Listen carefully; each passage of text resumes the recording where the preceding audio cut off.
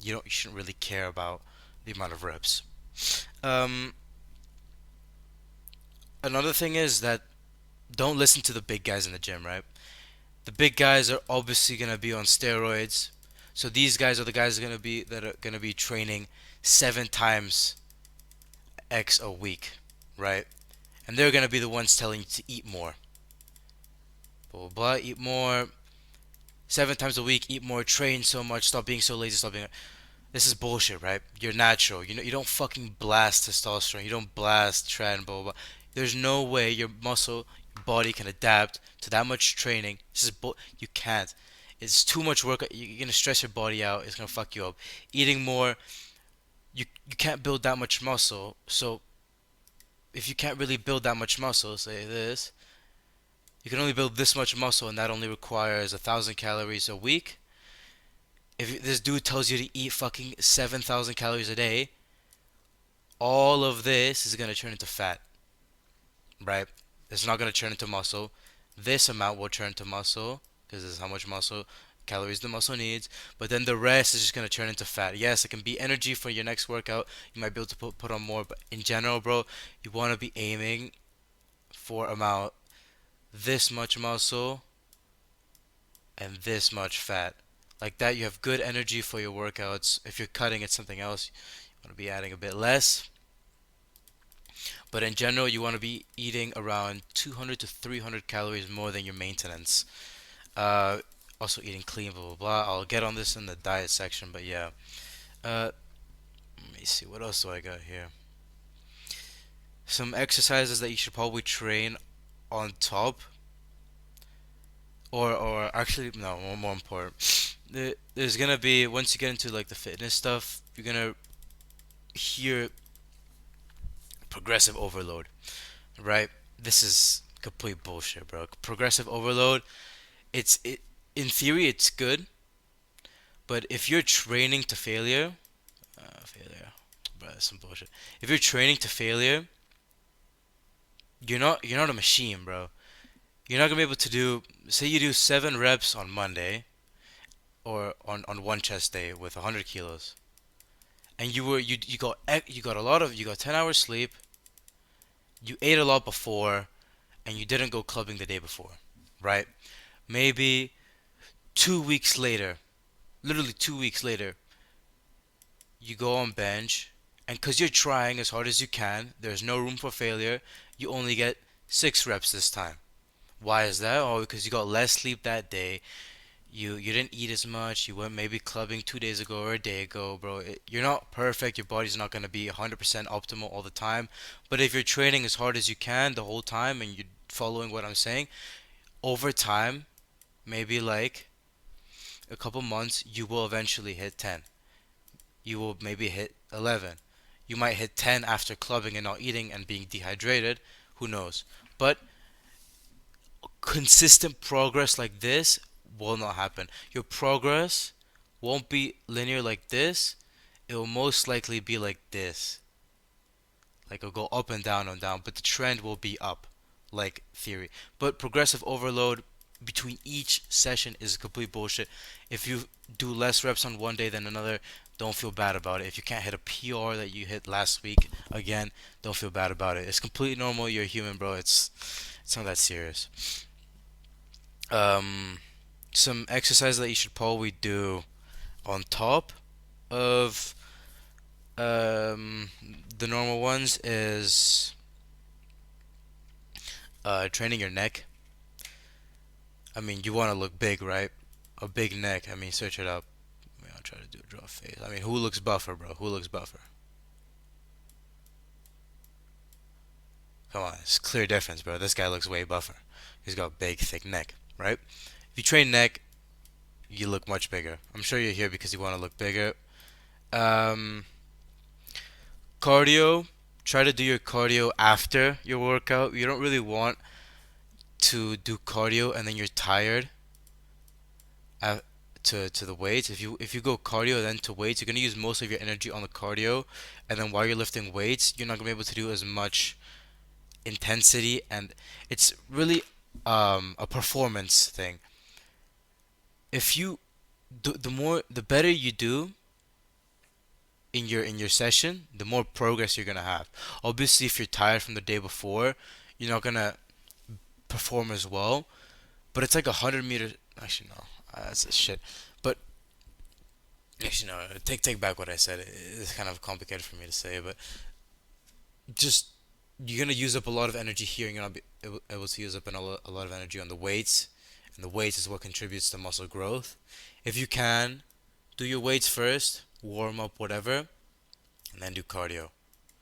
Right, like that. Cardio is kind of like an endurance thing. You don't really need that much energy to do cardio. You can always walk, run, whatever. Unless you want to do a marathon, I don't really care. But try to do this if you want to build more muscle. Um, what else should you train? Deadlifts. Deadlifts and do. By the way, don't skip legs. Do not skip legs. Legs will boost testosterone, GH, all your androgens. It will boost all of them. Also, I'm sure you guys don't really give a fuck, but when you get older, you'll actually be able to sit on the toilet and shit. You'll have healthy legs. You'll be able to walk when you're older. So train your legs. You'll increase your bone density in the legs. You won't break your knees as often. If you fall down the ladders, I'm sure you won't. It's just good for the bones, right? If you train legs, it's kind of like what's it called, Wolf's Law. If you train your legs, your leg bones will increase. Therefore, once you get older, draw this guy. The walking stick. Once you get older, you'll be able to walk more, which is good. Which is good. Is good. Is good. I'll wrap all of this up because it's a lot to take in. The most important things. Legs will increase your hormones. Legs will make you healthier longer. Um, so just do what you want with legs. Try to do a lot of compound movements. So what I mean with that is like the deadlift, the squat, the bench,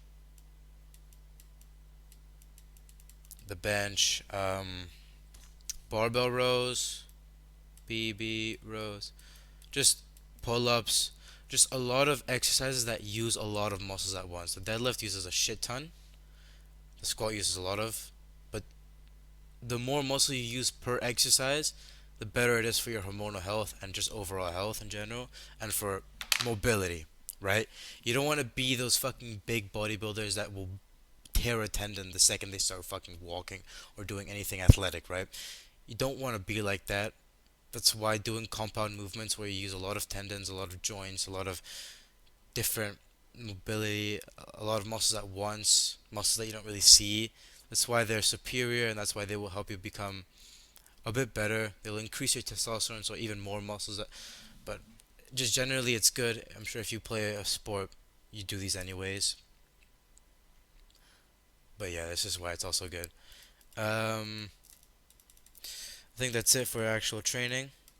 I mean, I have a fucking thing here. Anything that I forget, I'll just add on to another video at the start. Uh, I guess the next thing is sleep. I can't really delete everything now, but sleep is really short. You want to keep it 8 to 10 hours. Doesn't matter who you are. I know Mel says that he doesn't need 8 to 10 hours of sleep, but I'm pretty sure you do. If you're convinced you don't, I mean, I haven't really read any studies where someone needs less sleep genetically. I think you still need 8 to 10. That's why there's 8 to 10 here. Maybe you might be on the 10 side, you might be on the 8 side, but I don't think it goes lower than this. I think 8 is bare minimum, even if you have good genetics. Though I haven't really researched this. This is something that I'm not too sure about. But if you're anyone else, you should be getting 8 to 10. This is if you're natural as well. This is super important. I think sleep is the most important thing, apart from is like the easiest thing to fix. Sleep. There's a couple things that you can do with sleep. Um, Amount of sleep is number one.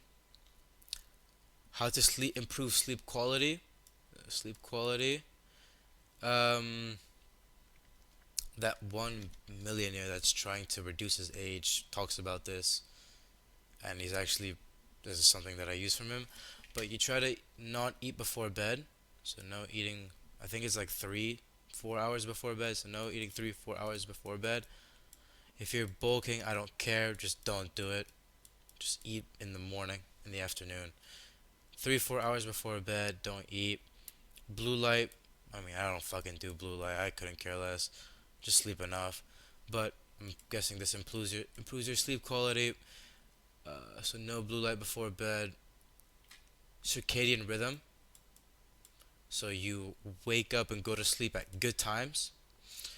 That's why you go to bed at like what, 11, 10, 11 or 10, and you wake up at 7 or 8. I mean, these are good times. I don't do these. I go to bed at 2, but it's not that important. I think I forgot everything else on lock, but I mean, this is hard. This is pretty hard. The blue light, the no eating. There are other things you can do, like taking a hot shower, which will calm down everything in your body. You'll be able to sleep better, better sleep quality. But apparently, according to this Brian Shaw guy, it's very important you get good sleep quality. It's important. Try to do everything you can to improve this, and it'll improve everything else. But I think it's understandable if you don't get, I don't know, blue light restriction because everyone's on their phone nowadays. Circadian rhythm is pretty hard. I think eating is the easiest thing you can do. I don't care if you're bulking. It should be easy. It's the easiest thing you can do. There are other things obviously that are much easier, but I think they have insignificant effects. Also, the warm shower before bed is also really good. Easy thing to do. But yeah, just 8 to 10 hours is super important, and try to increase the sleep quality. Maybe sleeping with a cold room as well. I've heard that helps, but I don't really know much about sleep. I just know that it's very important and you should be getting 8 to 10 hours of it. Um I guess that wraps it up for sleeping and training. Next video is androgens, which is just the hormones. Very important, and also diet. Those are a bit more complicated, but I will wrap it up, like make it just simple. I also need to wrap up the gym stuff. So with the gym, go 3 to 5 times a week. Do what you like. Oh, also to get addicted, if you want to get addicted to the gym, if you don't want to see it as a chore anymore, have a bit of caffeine before the gym and then hit the gym. It'll just the same way that your brain associates nicotine with sucking when you do vapes. You know what I mean? You kind of get addicted. If you want to stop, you have to like suck on a straw, whatever. Same thing with caffeine and gym. If you associate your brain with caffeine, you associate gym with caffeine, you get addicted to caffeine, which I don't recommend. But caffeine does have a lot of health benefits, so it's not the worst. Just take pills or coffee. I mean, Monster energy drinks. I mean, you can, but like, it's not. It's not the best for your health, but it's whatever. Just a bit of caffeine before your workout. Don't take over 400 mg. This a- After this, you'll actually start getting health issues, right? If you keep it under this or just at this, make sure you don't have any other caffeine after. Try not to drink a coffee later on, but just only caffeine before the gym, and you should be good. More than 400 milligrams of caffeine a day will start fucking you up. Try to have this amount or below. Don't start the gym with 400. Start with 50, and then go to 100, and then go to 300, go to 400. But then once you feel that this doesn't really hit anymore, lower it. Do a week off caffeine. You'll probably realize that you might be addicted to the gym because, or to caffeine, because you're like, oh fuck, I low key need caffeine. Maybe just, and if that really sucks, then go to 200 for a couple weeks, and then go up, back down, or go up again.